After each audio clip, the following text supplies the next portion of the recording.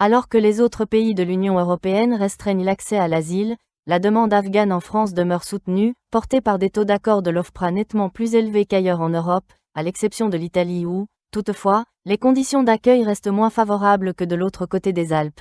Ces dispositions françaises plus favorables aux Afghans demeurent.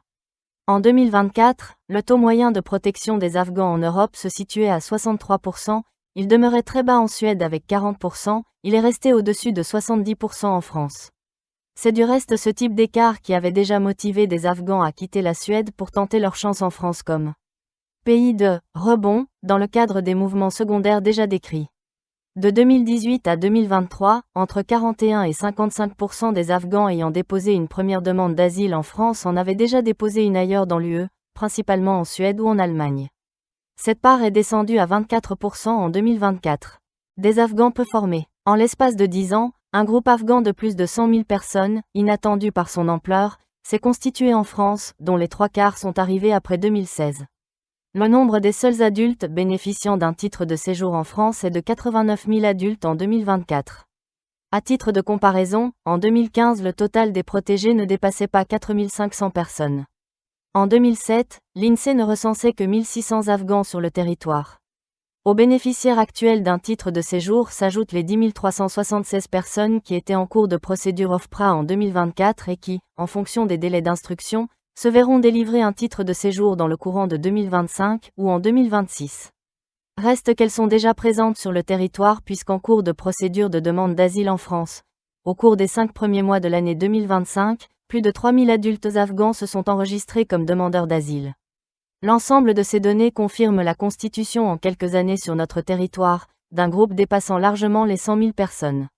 Les Afghans figurent désormais parmi les 10 premières nationalités titulaires d'un titre de séjour en France. Leur nombre dépasse même celui des Syriens détenteurs d'un titre de séjour, avec un effectif 2 fois supérieur, alors même que les liens historiques entre la France et la Syrie sont bien plus anciens et profonds, la France ayant exercé un mandat sur ce pays à partir de 1918.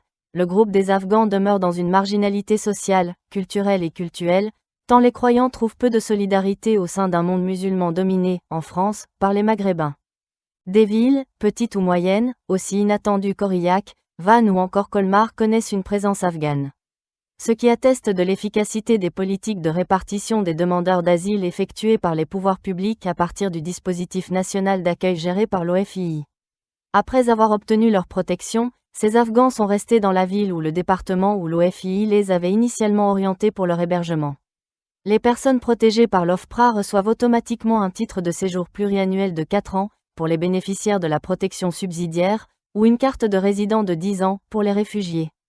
Théoriquement, elles ne sont pas obligées de signer le contrat d'intégration républicaine, CIR, contrairement aux autres nouveaux titulaires d'un titre de séjour, à l'exception des ressortissants algériens.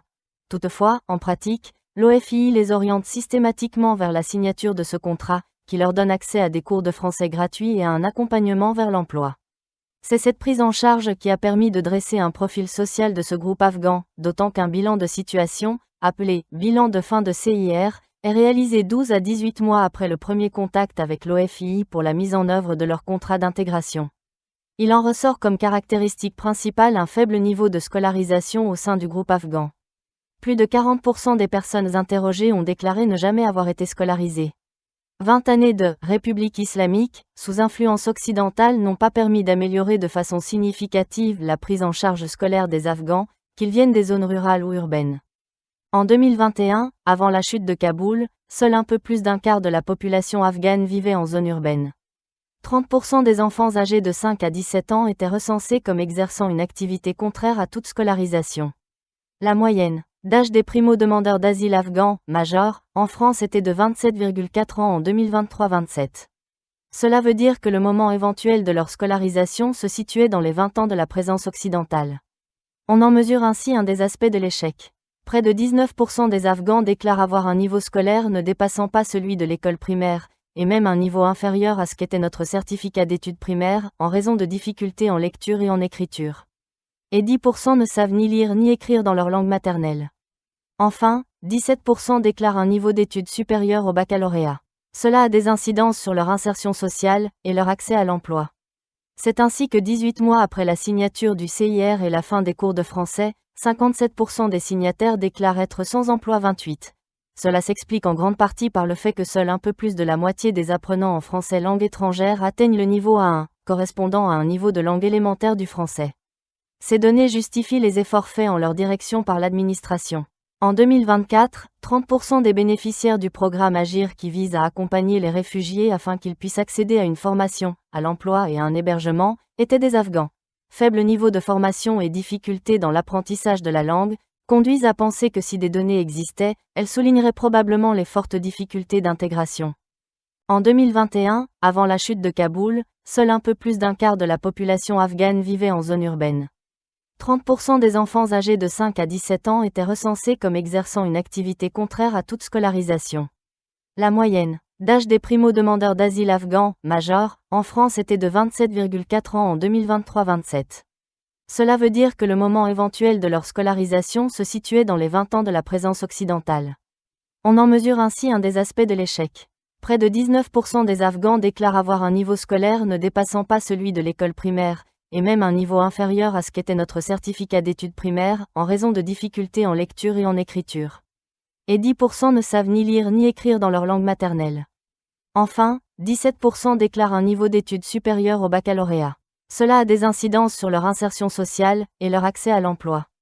C'est ainsi que 18 mois après la signature du CIR et la fin des cours de français, 57% des signataires déclarent être sans emploi 28. Cela s'explique en grande partie par le fait que seul un peu plus de la moitié des apprenants en français langue étrangère atteignent le niveau A1, correspondant à un niveau de langue élémentaire du français. Ces données justifient les efforts faits en leur direction par l'administration. En 2024, 30% des bénéficiaires du programme Agir qui vise à accompagner les réfugiés afin qu'ils puissent accéder à une formation, à l'emploi et à un hébergement, étaient des Afghans. Faible niveau de formation et difficultés dans l'apprentissage de la langue conduisent à penser que si des données existaient, elles souligneraient probablement les fortes difficultés d'intégration. D'autres pays ont cependant mis en place un suivi plus fin. Ainsi en Allemagne, autre grand pays de la présence afghane avec une population estimée à 425 000 personnes, le taux de chômage des Afghans, des deux sexes était de 30% en octobre 2024, soit 6 fois plus élevé que celui des Allemands, 5,3%. Il s'élève même à 53% parmi les Afghanes. Le taux d'emploi des Afghans des deux sexes, c'est-à-dire la part de ceux qui sont dans l'âge actif et qui occupent effectivement un emploi, est de 42%. Soit un taux inférieur de près de 30 points au taux d'emploi des Allemands, 71%. La sous-intégration des Afghanes dans le marché du travail allemand est particulièrement marquée. Seuls 21% des Afghanes en âge de travailler occupent un emploi, soit presque 50 points de moins que les Allemandes, 70%, ce qui conforte le constat d'un très fort écart culturel en la matière et vient relativiser l'idée selon laquelle les flux d'asile permettraient de fournir les pays d'accueil en main-d'œuvre employable. Un problème important d'ordre public. Une étude du Pew Research Center de 2013 faisait apparaître la difficulté d'intégrer les Afghans, ceux-ci se déclarant à 99% favorables à la charia et 85% à la lapidation en cas d'adultère. Soutien à la charia comme loi officielle. Pourcentage des musulmans qui disent que la charia devrait être la loi officielle. Afghanistan 99%, Irak 91%, territoire palestinien 89%, Malaisie 86%, Pakistan 84%, Maroc 83%, Bangladesh 82%, Égypte 74%, Indonésie 72%, Tunisie 56%. De fait, comme pour d'autres nationalités, les difficultés d'intégration se mesurent, en particulier, à l'implication dans des troubles à l'ordre public.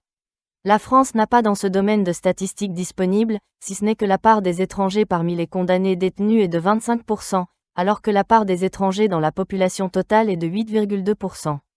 Il ressort des données allemandes que, alors que les Afghans ne comptaient que pour 0,5% de la population de l'Allemagne fin 2024, ils sont 5 fois plus représentés parmi les mis en cause pour l'ensemble des infractions enregistrées dans ce pays durant l'année 2024, 2,3%. Si une part de la délinquance peut être liée à des nécessités de survie ou à des facteurs de précarité, cette surreprésentation est particulièrement marquée pour des crimes et délits de nature sexuelle, ce qui a en partie un lien avec les difficultés des rapports femmes-hommes et la dévalorisation des femmes qui est un problème culturel majeur, comme on le sait, en Afghanistan.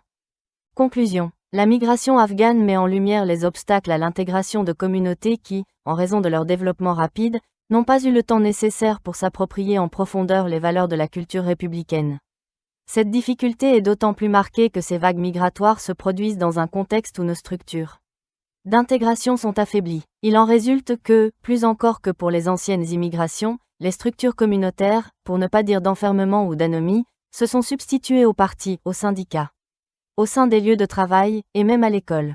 Le groupe d'accueil, ainsi renforcé, devient même un frein à l'intégration dans une nation civique, et ce d'autant plus que les écarts culturels ou religieux se sont durcis. À cet égard, s'il n'existe pas d'études précises concernant la France, on peut craindre qu'il n'y ait que peu d'écart entre la mentalité des Afghans présents en France et ceux présents en Europe.